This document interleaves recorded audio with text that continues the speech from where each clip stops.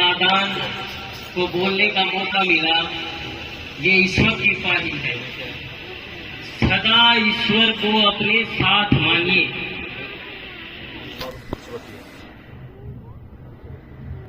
सदा सम रहिए।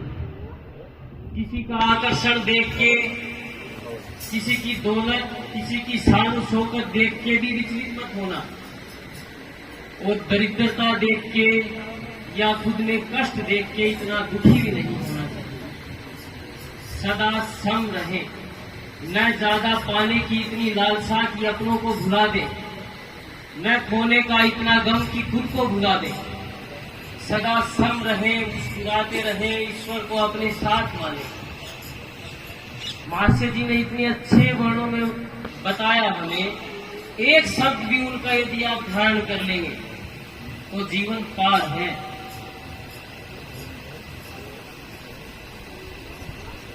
अब आप कहेंगे कि अच्छे कर्म क्या है? आपको नहीं पता अच्छे कर्म क्या है?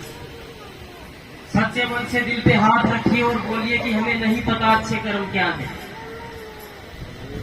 एक कुत्ता जब रोटी को चुरा कर लाता है तो 3-4 गली दूर जाके उसे खाता है, जब वो चोरी करके लाता है। और जब मालिक उसे रोटी डालता है तो खूब पूछ हिलाता है, बड़े आनंद के साथ उसके आगे बैठ के खाता है। जब एक कुत्ते को पता है कि कौन सी रोटी चोरी की है और कौन सी रोटी ईमानदारी की है, तो क्या हमें नहीं पता कि क्या ईमानदारी है और क्या चोरी और बेईमानी है?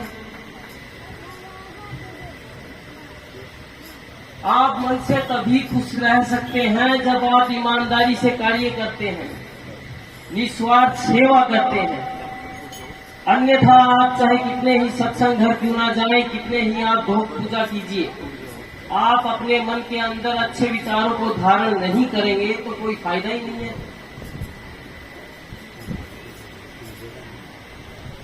अब बात तो इतनी सी ही है कि अच्छे कर्म कीजिए, ईश्वर को अपने साथ मानिए।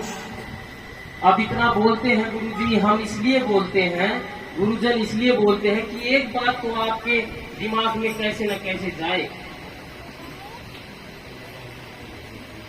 संतों ने अपने पूरे प्राणों का बलिदान दे दिया, ये कहते कहते कि गौ सेवा कीजिए, वृद्धों की सेवा कीजिए।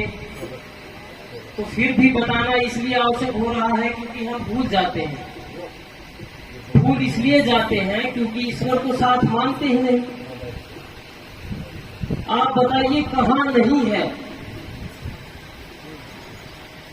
एक इंसान है इस पूरी भीड़ में जो कह दे कि यहाँ नहीं है। अरे कर्म में विद्यमान है तो फिर अच्छे कर्म कीजिए ना, किससे पूछने की आवश्यकता है? निस्वार्थ सेवा का भाव मन के अंदर लाएंगे तभी आप भव सागर से पार होंगे। बैल बूढ़ा हो जाता है, सोचते हो चल नहीं पाता, बोझा नहीं ढोएगा, कोई आसपास की गौशाला देखते हैं या फिर कोई जोहड़ बड़ी देखते हैं, वहां कूदा आते हैं। तो आप कैसे अपेक्षा कर सकते हैं कि आपकी सेवा होगी? जब आप अपने बेटे को बोलोगे कि जा बूढ़े बैल के ऊपर बारिश आ रही है, कोई भाग के जा अपने बैल को अंदर करके आ, बेटा सोचेगा ये कुछ काम भी नहीं आता और भाग भाग के काम करते हैं। जब पहली रोटी अपने बैल को दे के आ, तो इससे क्या होता है कि बच्चों के मन में भाव आता है, भाव आता है निस्वार्थ सेवा का। आप आश्रम आए तो आप भूमि को स्पर्श करें या ना करें, किसी से अनुमति ले या ना ले, बाकी सेवा में लग जाने गुरुजनों को अपने आप अच्छे लगेंगे। नहीं आपके दान से, नहीं आपकी बड़ी बड़ी अमूल्य वस्तुओं से, सेवा करने वाला हर एक व्यक्ति गुरुजनों को अच्छा लगता है।